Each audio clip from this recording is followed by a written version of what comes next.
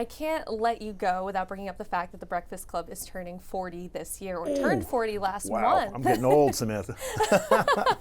Well, I know you caught up with most of the cast last Yeah. month, but for the first time, the entire cast is going to be together this spring.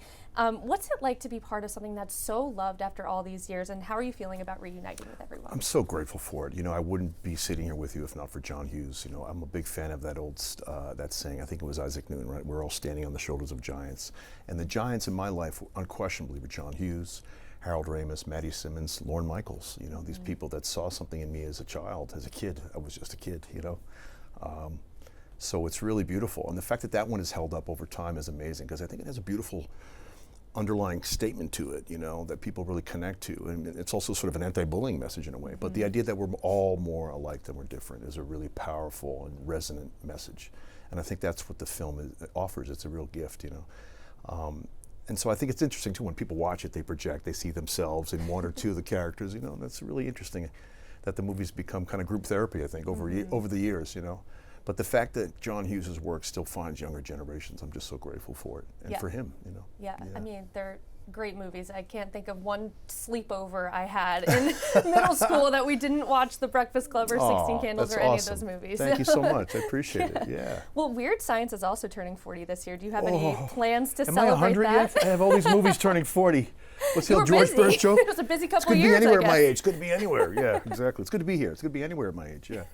No, it's an amazing feeling, I tell you. You know, like vacation, same thing. A couple of years ago, turned 40. Again, I'm just filled with gratitude. You know, I think a lot of times, some people in our industry might try to create the perception like they chose this or they, you know, and I think these things choose you. So I'm just grateful to God that the gift is the longevity, and it was something that was really my goal and intent. Even as a young man working with John Hughes, I remember thinking to myself, like, I want to keep going with this. I'm never going to give up, and I just want to keep fighting through. Yeah.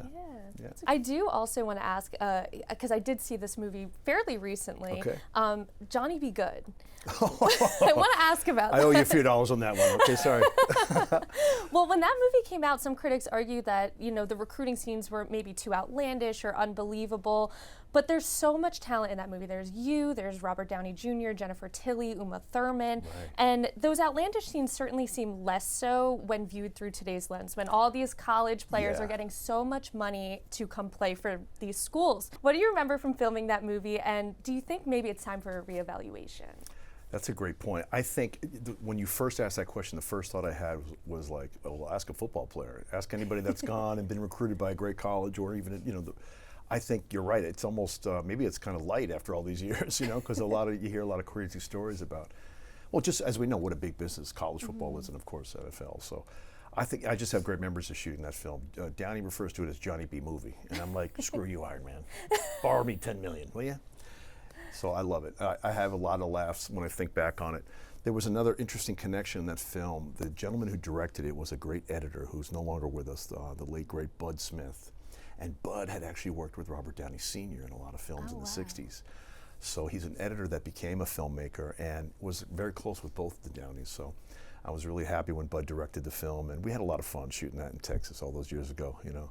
I was a young man then. You know, we mentioned Robert Downey Jr. I did read that you guys had maybe something in the works. Are there any updates on that? Yes, we're developing a series. It's called Singularity, and it's something that Robert and I wrote together.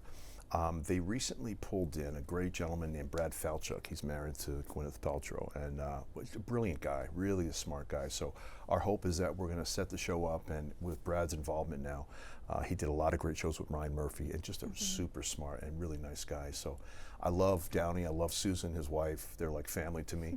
And yeah, we want to get this series up and running.